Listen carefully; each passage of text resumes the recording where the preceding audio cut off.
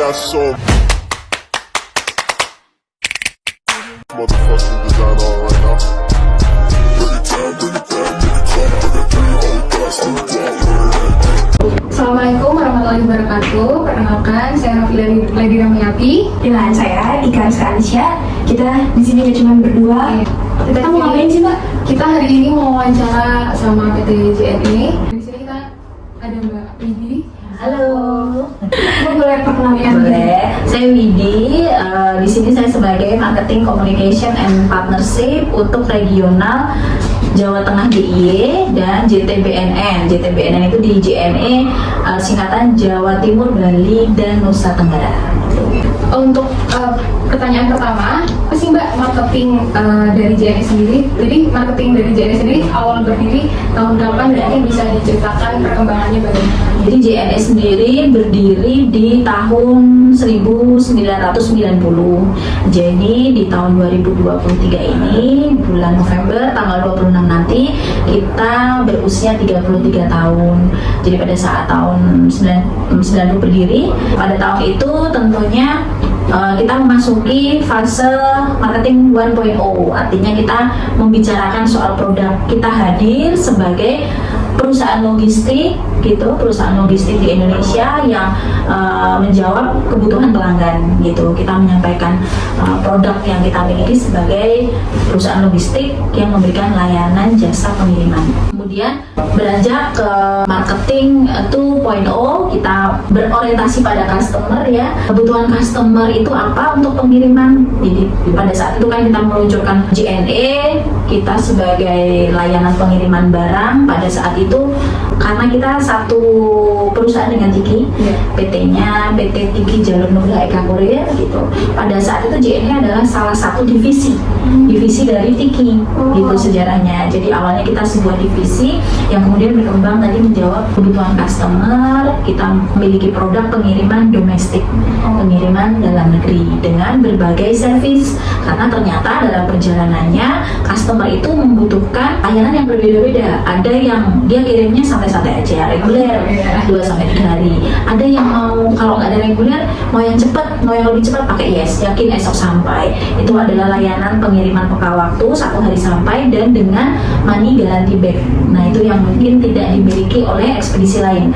Jadi kalau ada kendala pengiriman yang disebabkan oleh JNE, misalnya ternyata pengiriman itu harusnya sampai di hari ini, ternyata kok masih di warehouse, belum sampai, belum terkirim. Nah itu customer berhak mendapatkan ongkos kirimnya kembali. Kemudian kalau mau kirimannya yang lebih murah lagi ada nggak? Kita ada servis ekonomis. Jadi perjalanannya dari 90 kemudian ke tahun 2000-an itu kita memberikan layanan sesuai dengan kebutuhan pelanggan. Yes, reguler, ada juga servis untuk kiriman dalam luar negeri, ada juga untuk kargo. Jadi sudah sesuai dengan segmennya. Kemudian beranjak lagi ke marketing 3.0 dengan semangat yang ditanamkan oleh founder JNE Bapak Almarhum Suprapto Soekarno. JNE ini diharapkan bukan hanya sebagai sebuah perusahaan yang mengedepankan bisnis atau berorientasi pada laba, tapi juga memiliki filosofi berbagi, memberi, dan menyantuni. Itu yang kemudian di tahun-tahun berikutnya menjadi digalakkan, di mana sebagian profit kita itu sudah disisihkan untuk kegiatan CSR. Kemudian kita beranjak ke digital marketing. Kita mulai dengan sosial media. Di saat itu saya join 2013, JNE sedang membangun digital marketing. Kita mulai kasih edukasi ke cabang-cabang untuk mulai mengelola sosial media, membranding melalui sosial media. Tidak tadi kan hanya media cetak, media konvensional, tapi kemudian kita masuk ke sosial media. Masing-masing cabang memiliki akun sosial media sendiri. Jadi kalau adik-adik asal mana? Asal ini asal mana? Aku Pangandaran. Pangandaran tadi Jawa Barat ya masuknya. Nah, di situ ada JNE.Pangandaran. Jadi masing-masing JNE kita edukasi untuk memiliki saluran sosial media sendiri untuk dapat berkomunikasi dua arah dengan audiensnya.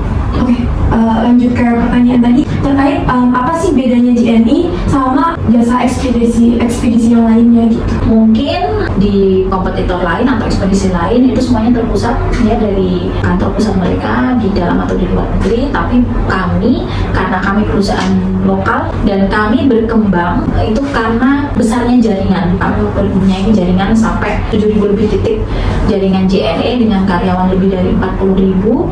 Harapannya adalah dengan adanya jaringan ini juga kita lebih dekat dengan masyarakat, dengan pelanggan, dengan stakeholder, siapa saja yang berhubungan dengan JNE. Nah itu kita lebih bisa maintain komunitas, maintain pelanggan. Artinya karena kita ada perwakilan di masing-masing jaringan, sehingga kita bisa lebih dekat dengan mereka, kita bisa lebih tahu juga kebutuhan mereka, sehingga kita bisa membuat program itu yang tepat sasaran.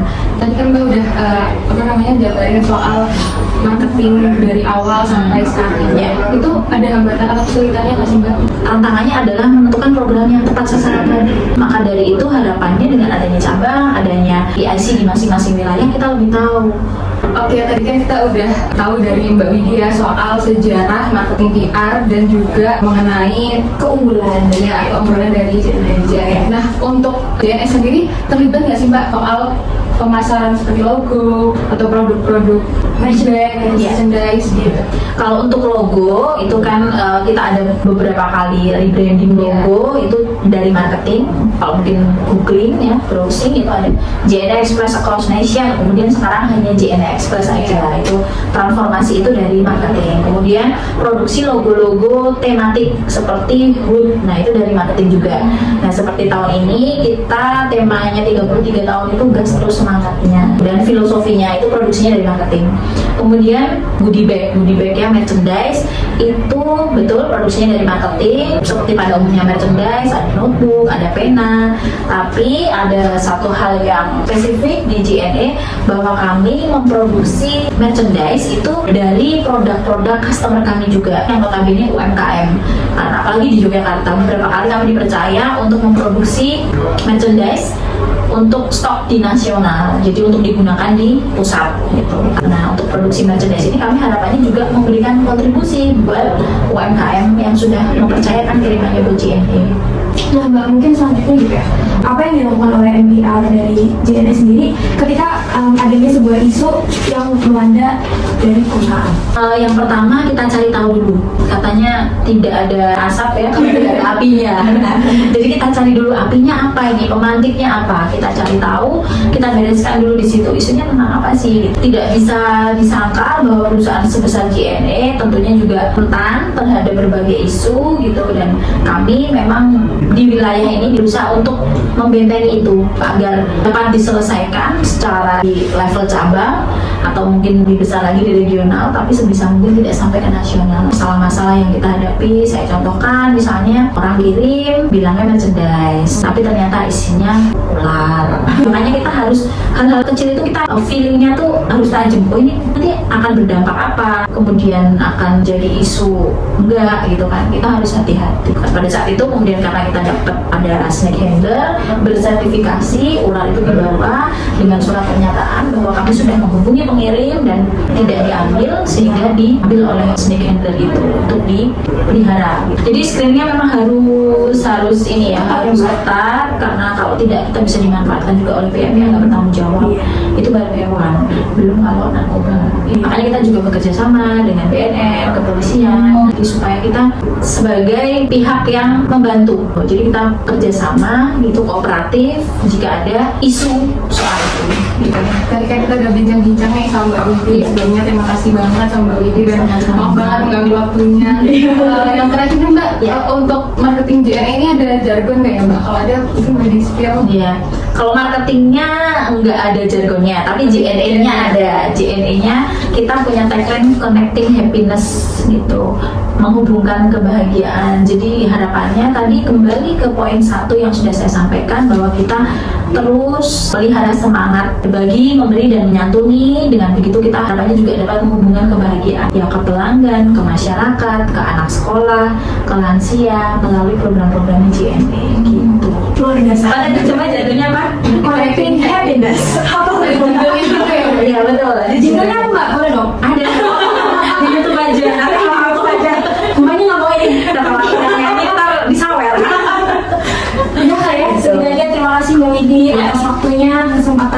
jadi belajar sejarah MBR dari JNE sendiri. Kurang lebihnya mohon maaf Mbak. Terima kasih juga udah main di JNE. Dan kalau kirim berarti harus pakai. Jangan lupa promosi. Tetap gitu. Oke, gitu aja. Sekian dari kami. Kurang lebihnya mohon maaf. Wassalamualaikum warahmatullahi wabarakatuh. Waalaikumsalam warahmatullahi wabarakatuh. I got so much motherfucking design on.